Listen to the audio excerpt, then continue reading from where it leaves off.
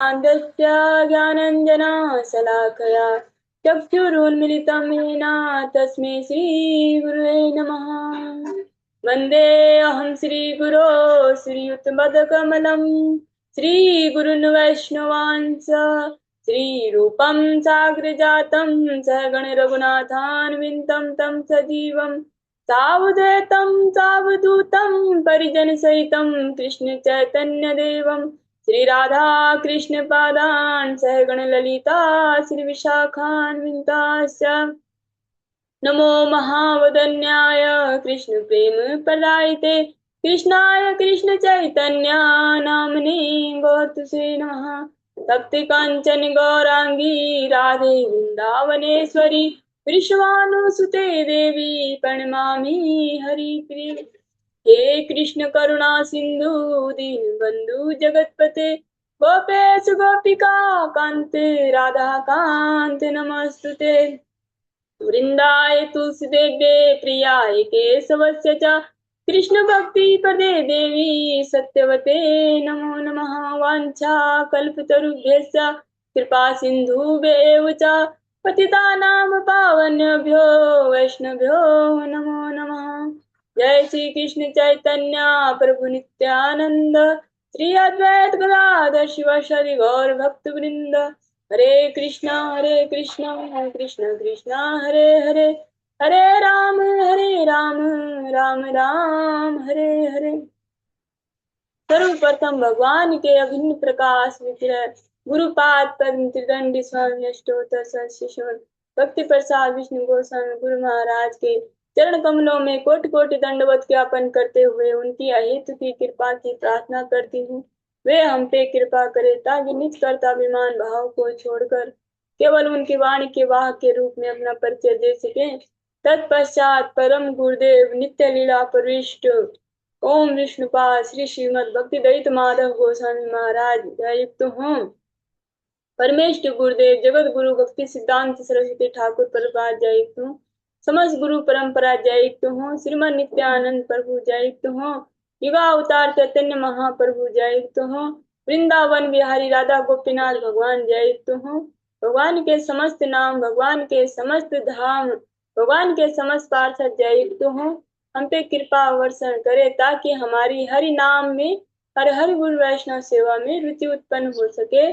तत्पश्चात मैं अपने शिक्षक गुरुओं को दंडवत ज्ञापन करती हूँ। वे हम पे कृपा करे ताकि इसी तरह गुरु वैष्णव के सानिध्य में हमारा आध्यात्मिक जीवन आगे बढ़ सके। आज की प्रातःकालीन कक्षा को प्रारंभ करते हैं। ओम नमो भगवते वासुदेवाय ओम नमो भगवते वासुदेवाय ओम नमो भगवते वासुदेवाय। हम सब श्रवण कर रहे हैं ग्रंथराज भागवतम इति परमहंस संहिता और इसका हम आज चतुर्थ स्कंद का कल हमने तृतीय अध्याय पूर्ण कर लिए थे। आज हम चतुर्थ अध्याय की तरफ आगे बढ़ते हैं। हम सब श्रवण कर रहे हैं कि जो बहुत ही सुंदर प्रसंग जब सती जी ने अपने प्राण त्यागे और तब जब विदुर जी बोल रहे हैं कि वो जब उनकी इतनी प्रिय पुत्री थी तो उन्होंने प्राण क्यों त्यागे और उन्होंने जो शिव जी को श्राप क्यों दिया वो सब विदुर जी पूछ रहे हैं। तो उसकी कथा मैत्रेय मुनि उनको सुना रहे हैं। आज हम श्रवण करेंगे आज के प्रसंग में अध्याय में चतुर्थ अध्याय में कि इसमें जो साध्वी सती है वो अपना देह त्याग करेंगी। तो जो कल हमने श्रवण किया था कि जो शिव है वो बोलते हैं कि जहाँ जब माता सती बोलती है कि अपने पिता गुरु और मित्र के यहाँ बिना बुलाए भी जा सकते हैं, इसमें शास्त्र में बोल रखा है। तब शिव जी बोलते हैं कि अगर अगर सामान्य स्थिति है तब जा सकते हैं कि पता है कि हमें जाने से उनको सुख मिलेगा प्रेम मिलेगा। लेकिन जब हम जानते हैं कि वहां जाने से वो हमारा अपमान करेंगे और हमारे लिए उनके हृदय में कोई सम्मान नहीं होगा अपमान ना भी करे लेकिन सही निगाहों से नहीं देखेंगे तब भी वहां कभी नहीं जाना चाहिए। और तब शिव जी बोलते हैं अगर इसके बावजूद भी आप वहां जाओगे तो आपको दुख होगा, क्योंकि वो अब तुम्हें अपनी पुत्री ना बोल के मेरी पत्नी के रूप में देखता है और वो तुम्हें तुम्हारा भी अपमान करेगा। तो ये अपमान तुम सह नहीं सकोगे और ये क्या होगा, मृत्यु के तुल्य होगा। अब इसके आगे हम श्रवण करते हैं। मैत्रेय वाच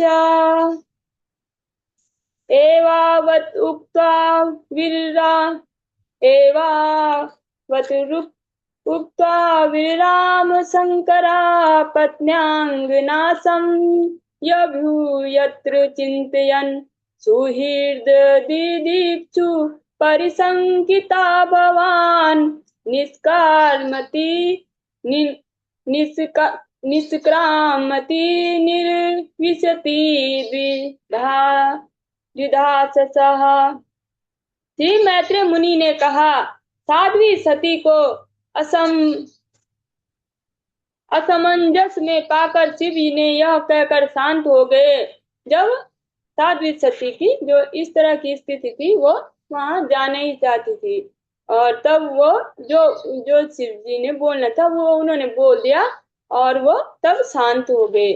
साध्वी सती अपने पिता के घर में अपने संबंधियों को देखने हेतु अत्यधिक इच्छुक थी, किंतु साथ ही वह शिव की चेतावनी से भयभीत भी थी। मन में अस्थिर होने से वह हिंडोले की भांति कक्ष में इधर उधर तो जाती रही। जब कोई असमंजस की स्थिति होती है कि क्या करे क्या ना करे तो तब इधर उधर जैसे करते हैं वो भी माता सती भी इधर उधर मतलब कक्ष में टहल रहे हैं। एक तरफ तो उनको जाने की वो है कि वहाँ मेरे संबंधी होंगे और मैं उनसे मिल पाऊंगी, तो दूसरी तरफ जो शिव जी बोल रहे हैं जो चेतावनी वो भी सत्य है, इसे भी नजरअंदाज नहीं किया जा सकता। तो दोनों जो स्थितियां हैं तो उन स्थितियों में जो सती जी हैं वो इधर उधर घूम रही हैं। सुहृद दीक्षा प्रतिघात दुर्मना स्नेहाद्रुत्याश्रु कलाति विवलः भवं भवान्या प्रतिपुरुषं रुषा प्रधक्षति वेक्षति जाति वेपुतः वेपथुहा। इस प्रकार अपने पिता के घर जाकर अपने संबंधियों के मिलने से मना किए जाने पर साध्वी सती अत्यंत दुखी हुई। उन सबके स्नेह के कारण उनकी आंखों से आंसू गिरने लगे। थरथराती एवं अत्यधिक व्याकुल होकर उसने अपने अद्वितीय पति भगवान शिव को इस प्रकार से देखा मानो वह अपनी दृष्टि से भस्म करने जा रही हैं। तो ये माता सती की जो स्थिति है तो उनको बहुत ही ज्यादा अपने जो संबंधी उनसे मिलने की बहुत ही तीव्र इच्छा है और इस कारण वो दुखी भी हैं। लेकिन जब शिव जी ने उनको मना कर दिया तो वो उनकी तरफ बहुत ही मतलब ऐसी दृष्टि से देख रहे हैं जैसे उनको भस्म कर देंगी। भस्म तो नहीं कर देंगी लेकिन ये सब ऐसी जो भाव हम सब सुन रहे हैं ज्यादातर माता जी लोग हैं तो ऐसी ऐसी स्थितियां सबके साथ ही होती हैं तो वो सब समझ सकते हैं। इसमें ज्यादा समझाने की कोई बात नहीं है कि जब मना करते हैं जो उनकी तीव्र इच्छा है अगर पूरी ना हो तो उनकी कैसी स्थिति होती है। ततो ततो विनिश्वस्य सतीं विहाय तं शोकेन रोषेण च दुहिता हिदा पित्रोर्गतास्त्रेण विमूढधि गृहान् प्रेमात्मनो यो धर्मादासतां प्रियः। 。 。 。 । 。 。 । 。 。 । 。 । 。 । 。 । 。 । 。 । 。 । 。 । 。 । 。 । 。 । 。 । 。 。 。 。 。 。 。 。 । 。 । 。 । 。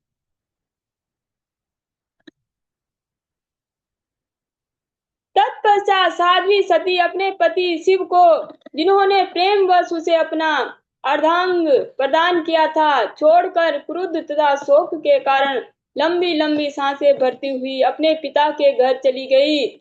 उसने यह अल्प बुद्धिमता पूर्ण कार्य उसका अबला नारी होने के फलस्वरूप था। और जो सती जी हैं उन्होंने भगवान के जो शिव जी हैं उनके मना करने के बाद भी वो अपने पिता के घर चली गई। ताम ताम व ताम अनुवक्ष ताम अनुवगच्छन् द्रुत विक्रमा सतीम् एकां त्रिनेत्रानुचरा सहस्रशः सपार्षदा यक्षामणिमन् मदादया पुरो वृषेन्द्रास्त्रतरसा गतव्यथा। जब उन्होंने साध्वी सती को तेजी से अकेले जाते देखा तो शिव के हजारों अनुचर, जिनमें मणिमान तथा मद प्रमुख थे, नंदी बैल को आगे करके तथा यक्षों को साथ लेकर जल्दी से साध्वी सती के पीछे पीछे चले गए। और जब शिवगणों ने देखा कि जो सती जी हैं वो गुस्से में अकेली ही जा रही हैं, तब क्योंकि वो तो परिस्थितियों को जानते थे तो वो उनके पीछे पीछे चले गए। ताम तारिका कंदुक दर्पणाम्बुज श्वेता पत्र व्यंजना गादिभिः गीतायने दुदुभिर शंख वेणुभिर विश्रेन्द्रमारोप्य विटंकिताययुः। शिव के अनुचरों ने साध्वी सती को बैल पर चढ़ा लिया और उन्हें उनकी पालतू चिड़िया मैना दे दी।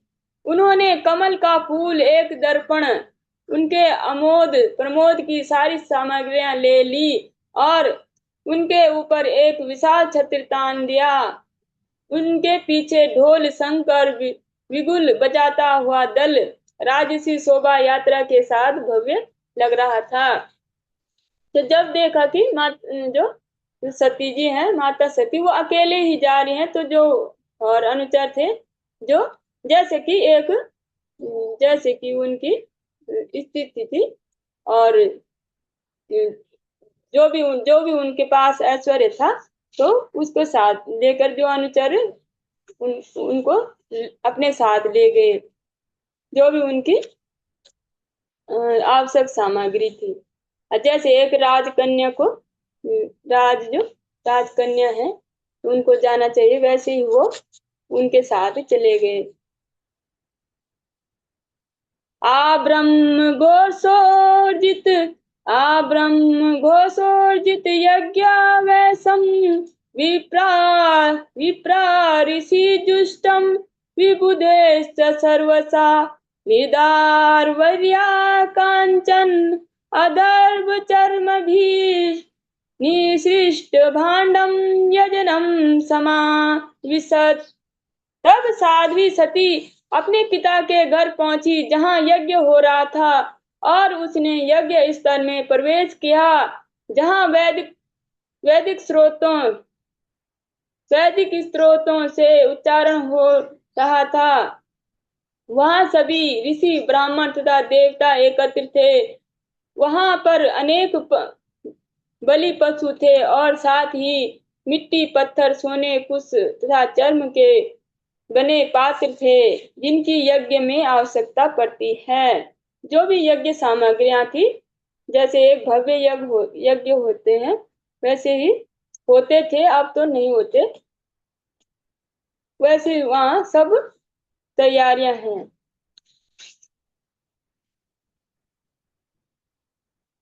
तमागतां तत्र न कश्चन्नाद्रियाद्विमानितां यज्ञकृतो भयाज्जनः ऋते स्वशिर्वे जननीं च सादरः प्रेमाश्रुकण्ठया परिस्वजर्मुदः। जब साध्वी सती अपने अनुचरों सहित यज्ञ स्थल में पहुंची तो किसी ने उसका स्वागत नहीं किया, क्योंकि वहां पर एकत्रित सभी लोग राजा दक्ष से भयभीत थे। उनकी माता तथा बहनों ने अश्रुपूरित नेत्रों तथा प्रसन्न मुखों से उसका स्वागत किया, उससे बड़े ही प्रेम से बातें की। जो वहां सभी जो यज्ञ में थे उन्होंने उनका स्वागत नहीं किया, क्योंकि वो जो दक्ष से भयभीत थे। दक्ष जो प्रजापति है उसने पहले बोल रखा था कि जो ये शिव है इसको जो यज्ञ में कोई भाग नहीं मिलेगा, मतलब ये किसी यज्ञ में आमंत्रित नहीं किए जाएंगे। लेकिन जो उनकी माता है बहनों ने उनको प्रेम पूर्वक मतलब उनका स्वागत किया।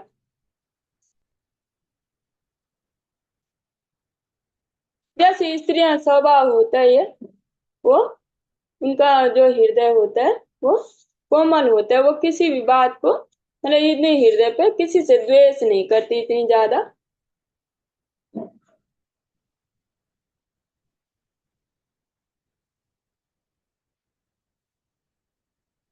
सौंदर्य संपर्शनम समार्थ वार्तया मात्रम च मात्रस्व सद श्रीभीश्च सादरम दत्तां सपर्यावरमासनं च सा नादात्र पित्रापति प्रतिनंदिता सती। यद्यपि उनकी बहनें तथा माताओं ने उसका स्वागत सत्कार किया, किंतु उन्होंने उसके स्वागत वचनों का कोई उत्तर नहीं दिया। और माता और जो उनकी बहनों ने उनका स्वागत किया, लेकिन वो इतने क्रोध में थी जो सती जी है, सती माता है, उन्होंने उनका कोई उत्तर नहीं दिया। यद्यपि उन्हें आसन पर उपहार दिए गए, किंतु उन्होंने कुछ भी स्वीकार नहीं किया, क्योंकि उनके पिता ने तो उनसे बोले ना उनका कुशल क्षेम पूछा, ना उनका सत्कार किया। जो उनके पिता हैं उन्होंने उनका कोई सत्कार नहीं किया, इसलिए वो क्रुद्ध है। और जो उनकी माता जो भी माता है बहनें हैं वो उनको मतलब प्रसन्न करने का प्रयास कर रही हैं। रुद्रभागं तम वेच्च चाधरं पित्रा च देवे कृते हेलनं विभो अनार्दिता यज्ञ सदस्य अधीश्वरी चुकोप लोकानि दक्षति रुषः। यज्ञ स्थल में साध्वी सती ने देखा कि उनके पति शिव के लिए कोई यज्ञ भाग नहीं रखे गए हैं। तब उन्हें यह आभास हुआ कि उनके पिता ने शिव को आमंत्रित नहीं किया। उल्टे जब राजा दक्ष ने शिव की पूज्य पत्नी को देखा तो उनका भी आदर नहीं किया, अतः इससे वे अत्यंत क्रुद्ध हुई। यहाँ तक कि वह अपने पिता को इस प्रकार देखने लगी मानो उन्हें अपने नेत्रों से भस्म कर दे। जो पिता है उनको भी क्रोध के नेत्रों से देखने लगे, क्योंकि जो शिव जी है उनके लिए ना तो कोई आसन था, ना उनके लिए कोई आसन ही नहीं था, तो इसका मतलब उनको आमंत्रित नहीं किया गया।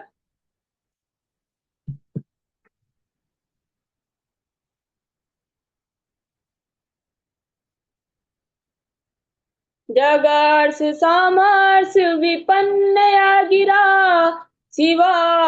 शिवाद्विषं धूमपथश्रमस्य मयम् स्वतेजसा भूतगणा समुत्थितान् निगृह्य देवी जगतोऽभिषिण्वतः। शिव के अनुचर भूतगण राजा दक्ष को क्षति पहुंचाने अथवा मारने हेतु तत्पर थे, किंतु साध्वी सती ने आदेश देकर उन्हें रोक दिया। वे अत्यंत क्रुद्ध और दुखी थी और उसी भाव से वे यज्ञ के सकाम कर्मों की विधि तथा उन व्यक्तियों की भर्त्सना करने लगी जो इस प्रकार के अनावश्यक एवं कष्टकर यज्ञों के लिए गर्व करते हैं। उन्होंने सबके समक्ष अपने पिता के विरुद्ध बोलते हुए उसकी विशेष रूप से निंदा की। और जो शिवगण भी हैं, जो वो भी तत्पर है कि ये माता आदेश दे और हम, जो इन्होंने जो शिव जी का अपमान किया, उनको कोई स्थान नहीं दिया, उनको कोई आसन नहीं रखा है, तो वो भी तत्पर थे कि जैसे ही, लेकिन जैसी स्थिति हो हम सीधा युद्ध करें। युद्ध के लिए वो एकदम तत्पर थे।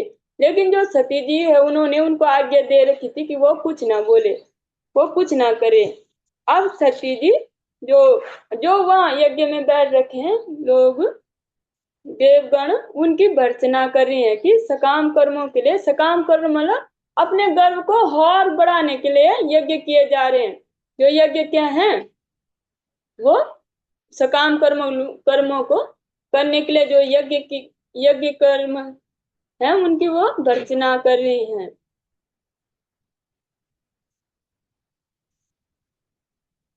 देवः युचुः न यस्य लोके न यस्य लोकेऽस्त्याति सायं प्रियः पिता प्रियो देहभृतां प्रियात्मनः तस्मिन् समस्तामनि मुक्तवैरके वृत्ते भवन्त कथं प्रतीपयेत्। देवी सती ने कहा, भगवान शिव तो समस्त जीवात्माओं के लिए अत्यंत प्रिय हैं। उनका कोई प्रतिद्वंदी नहीं, मतलब उनका कोई शत्रु नहीं। न तो कोई उनका अत्यंत प्रिय है, न कोई उनका शत्रु है। आपके सिवा और ऐसा कौन होगा जो ऐसे विश्वात्मा से द्वेष करेगा, जो समस्त वैर से रहित हैं। जो शिव है, वो उनका न तो कोई मित्र है, न कोई शत्रु है। वो तो सबसे संभाव रखते हैं और थोड़े से ही प्रयत्न से तू मतलब संतुष्ट हो जाते हैं। इसलिए उनका एक नाम आशुतोष भी है। जल्दी से, इसलिए जो जो सकाम कर्म करते हैं और जो जल्दी से जल्दी फल चाहते हैं, वो क्या करते हैं, वो शिव की पूजा करते हैं। केवल भक्ति नहीं करते, अगर शिव की प्रसन्नता से शिव को प्रसन्न करते, तो उनको अवश्य ही कृष्ण भक्ति प्राप्त होती, भगवान के नाम में रति होती, भगवान के भक्तों में रति होती। भगवान के भक्त उनको बुरे नहीं लगते अगर वो शिव जी की भक्ति करते, उनसे मतलब उनसे उनकी प्रसन्नता के लिए जो भी कृत्य करते हैं, व्रत करते या जो भी भजन करते, वो उनकी प्रसन्नता के लिए किया जाए। तो जब शिव प्रसन्न होते हैं, तो उनको वो भगवान का नाम जरूर देते हैं। जो उनका अति प्रिय है, जो उनकी अति प्रिय धरोहर है, वो अपने प्रियजनों को जरूर देते हैं। लेकिन जो भी लोग उनकी भक्ति करते हैं, उनको केवल जो भी उनके मनोभीष्ट होते हैं, वो उनको चाहिए। जैसे जैसे भिखारी होते हैं, तो भिखारी किससे भीख मांगते, किस लिए मांगते, अपने भरण पोषण के लिए। अन्यथा उन लोगों से उनका कोई प्रीति नहीं होती कि ये लोग कितने दयालु हैं कि हम पे हमको ये मतलब सब कुछ दे रहे हैं खाने पीने के लिए। ये उनका मतलब नहीं हो, उनका सिर्फ भिक्षा से मतलब भीख से मांग वो होता है, मतलब होता है। और उनसे का नहीं हो, फिर दूसरे के घर जाएंगे, उससे भी भीख मांगेंगे। लेकिन जो सच में शिव से प्रीति करते हैं, उनकी प्रसन्नता के लिए जो भी करते हैं, भक्ति, जो पूजा करते हैं, भजन करते हैं, तो शिव उनको जरूर भगवान की रति प्रदान करते हैं, भगवान के नाम में रति प्रदान हो। तो क्या बोल रहे हैं, जो सती जी बोल रहे हैं, सती माता बोल रहे हैं कि वो जो शिव हैं, वो तो किसी से ना तो शत्रुता करते हैं, ना वो किसी के मित्र हैं। आपके अलावा मतलब जो भी इस जो आप हैं, जो दक्ष प्रजापति उनके पिता हैं, और जो उस सभा में है, उनके अलावा भगवान शिव से कोई वैर नहीं करता। दोषान परेशान ही गण दोषान परेशान ही गुणेषु साधवो घृणन्ति केचिन भवादिशो द्विजा गुणांश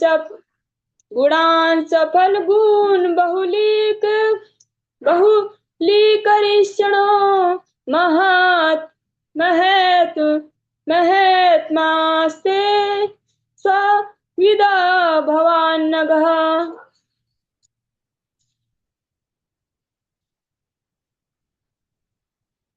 हे द्विज दक्ष आज हे द्विज दक्ष, आप जैसा व्यक्ति ही दूसरों के गुणों में दोष ढूंढ सकता है, किंतु भगवान शिव दूसरों के गुणों में दोष नहीं निकालते। विपरीत यदि किसी में थोड़ा भी गुण होता है तो वे उस पर अधिक बढ़ा देते हैं। दुर्भाग्यवश आपने ऐसे महापुरुष पर दोषारोपण किया है।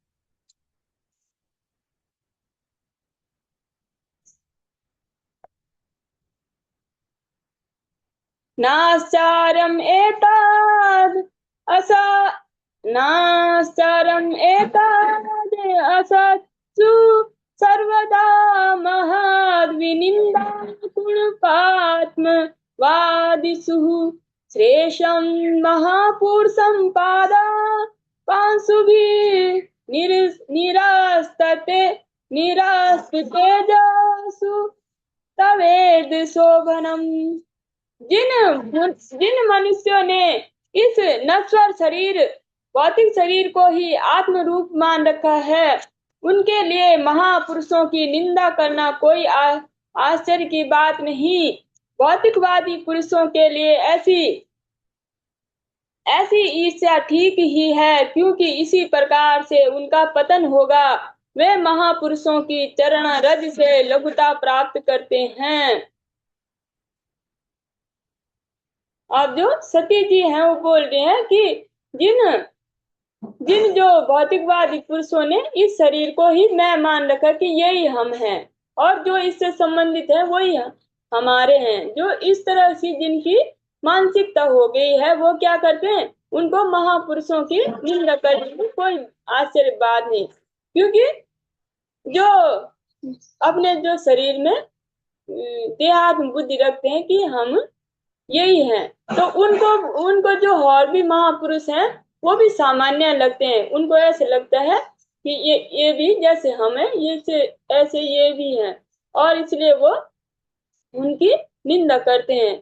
तब जो सती जी बोल रही कि ये भी ठीक है, क्योंकि इसी से उनका पतन होगा, क्योंकि जो पाखंडी हैं, जो ऐसे दुष्ट लोग हैं, उनके पतन का यही रास्ता है।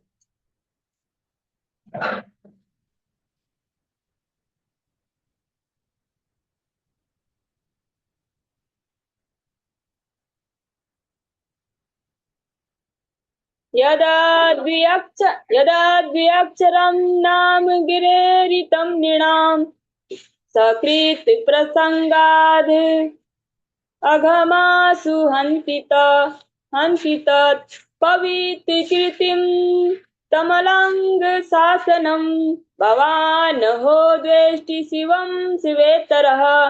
साध्वी सती ने आगे कहा, हे पिता, आप शिव से द्वेष करके घोरतम अपराध कर रहे हैं, क्योंकि उनका 2 अक्षर शिव वाला नाम मनुष्य को समस्त पापों से पवित्र करने वाला है। उनके आदेशों की कभी उपेक्षा नहीं की जाती। शिव सदैव शुद्ध और आपके अतिरिक्त अन्य कोई उनसे द्वेष नहीं करता।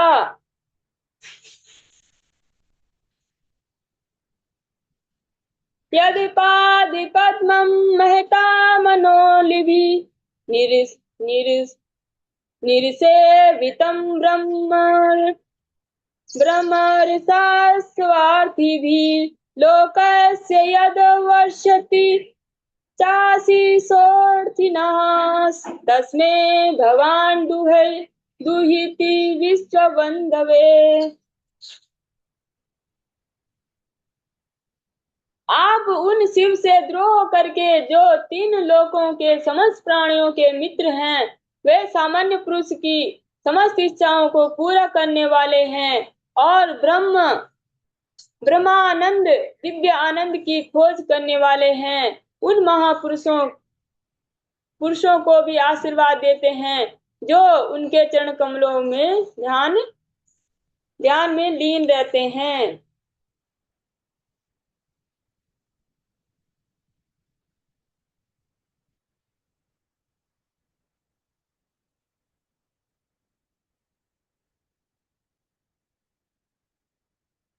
किं वा शिवाख्यम् अशिवं न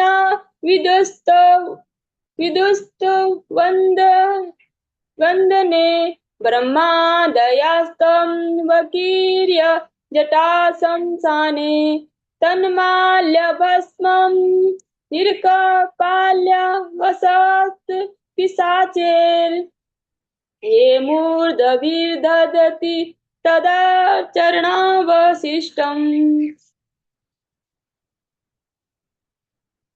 क्या आप यह सोचते हैं कि आपसे भी बढ़कर सम्मानीय व्यक्ति जैसे भगवान ब्रह्मा इस शिव इस शिव नाम से विख्यात अमंगल व्यक्ति को नहीं जानते? वे शमशान में असुरों के साथ रहते हैं। उनकी जटाएं शरीर के ऊपर बिखरी रहती हैं।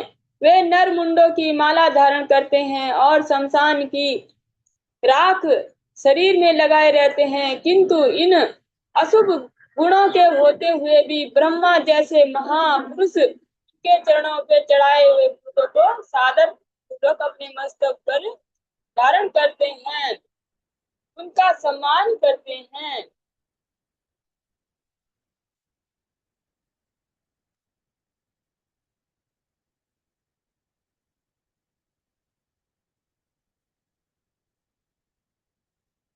कर्णो विधाया नर्याद्य नर्याद्य कल्पयिषे धर्मा धर्मा वितर्य निर्भीर निर्वीर्यस्य माने छिन्दात्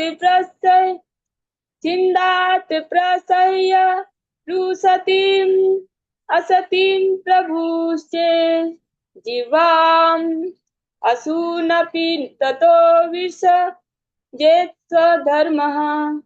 साध्वी सती ने आगे कहा, यदि कोई किसी निरंकुश व्यक्ति को धर्म के स्वामी तथा नियंत्रक की निंदा करते सुने और यदि उसे दंड देने में समर्थ नहीं है तो उसे चाहिए कि कान बंद करके वहां से चला जाए, किंतु यदि मारने में सक्षम है तो उसे उसे चाहिए कि वो बलपूर्वक निंदक की जीभ काट ले और अपराधी का वध कर दे, तत्पश्चात वो अपने प्राण त्याग दे।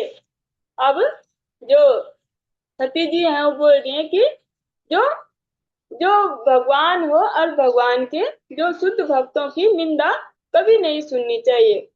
जो जो लोग भगवान की और भगवान के जो भक्तों की, क्योंकि जो शिव है वो क्या उनकी इतनी ख्याति क्यों है? क्योंकि वो भगवान के अति प्रिय हैं।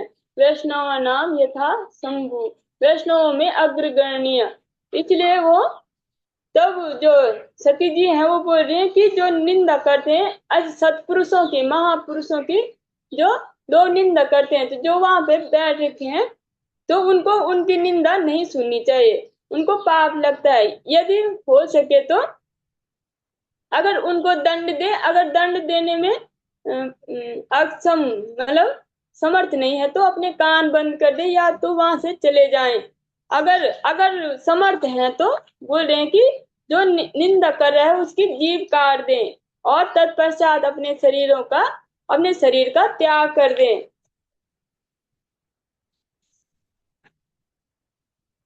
ये सब तो संभव नहीं है, ना किसी की जीभ काटना, ना ये शरीर का त्याग करना। बस यही हो सकता है हम लोगों के लिए शिक्षा कि हम जो वैष्णव है सत्पुरुषों की निंदा ना सुने, उस स्थान से चले जाएं जहाँ अजीबो गरीब लोग भक्तों के बारे में या ऐसी बातें करते हैं।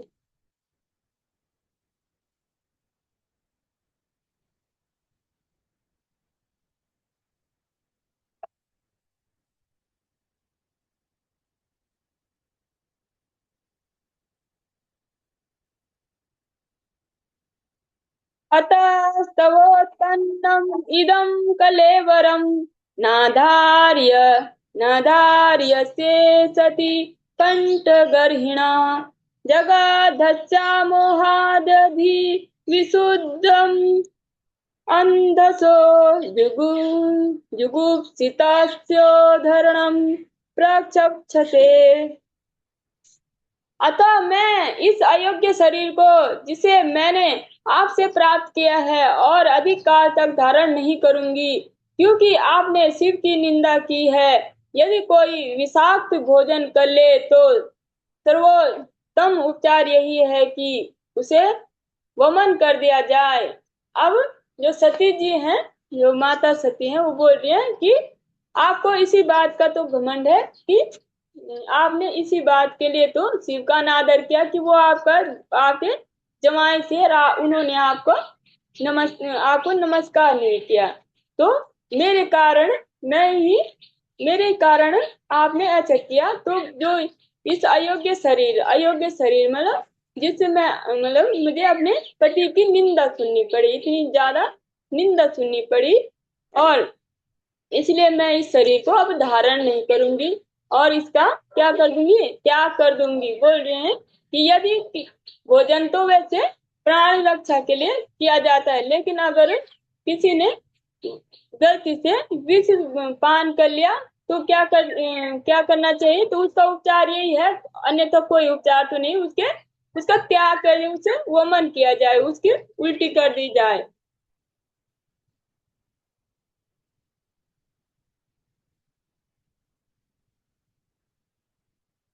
न वेदवादान न वेदवादान अनुवर्तते मतिः, स एव लोके रमतो महामुने, यथा गतिर्देव मनुष्योऽपितः, स एव धर्मेर्न परं क्षिपेत् क्षिपेत् स्थितः।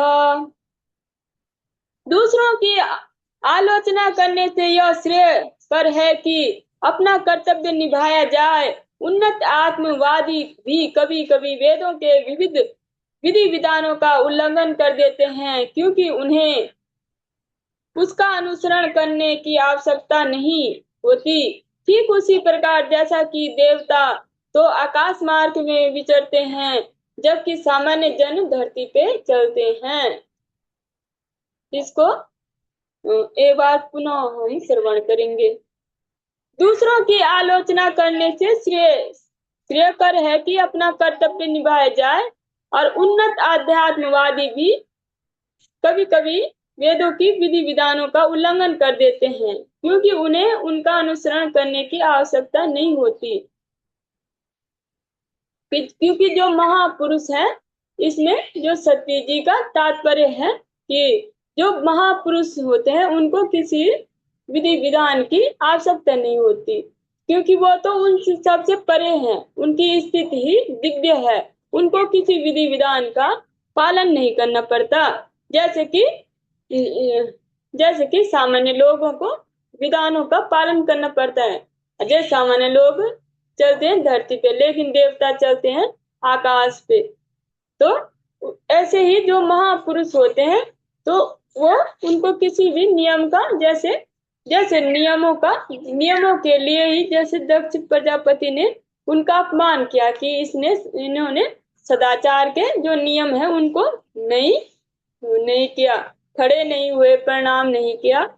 और इस तरह से तो सती जी बोल रहे हैं कि जो महापुरुष होते हैं उनको नियमों का पालन करने की आवश्यकता नहीं होती।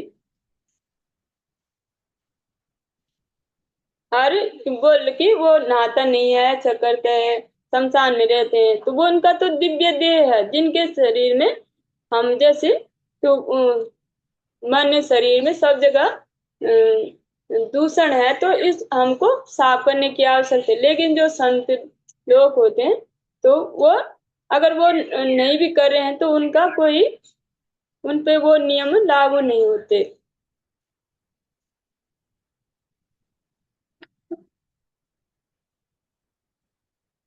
कर कर्मा प्रवृत्तम च निवृत्तम अप्यायि अप्यारितं वेद विविच्योभ्य लिङ्गमाश्रितं विरोधि तद् योगपदेक कर्तरि द्वयं तथा ब्रह्मणि कर्म निच्छतिः। वेदों में दो प्रकार के कर्मों के निर्देश दिए गए हैं। एक उनके लिए जो भौतिक सुख में लिप्त हैं और दूसरा उनके लिए जो भौतिक रूप से विरक्त हैं। इन दो प्रकार के कर्मों का विचार करते हुए दो प्रकार के मनुष्य हैं जिनके लक्षण भिन्न भिन्न हैं। यदि एक व्यक्ति में इन दोनों प्रकार के कर्मों को देखना चाहता है तो यह विरोधाभास होगा, किंतु दिव्य पद पर स्थित पुरुष के द्वारा इन दोनों कर्मों की उपेक्षा की जाती है।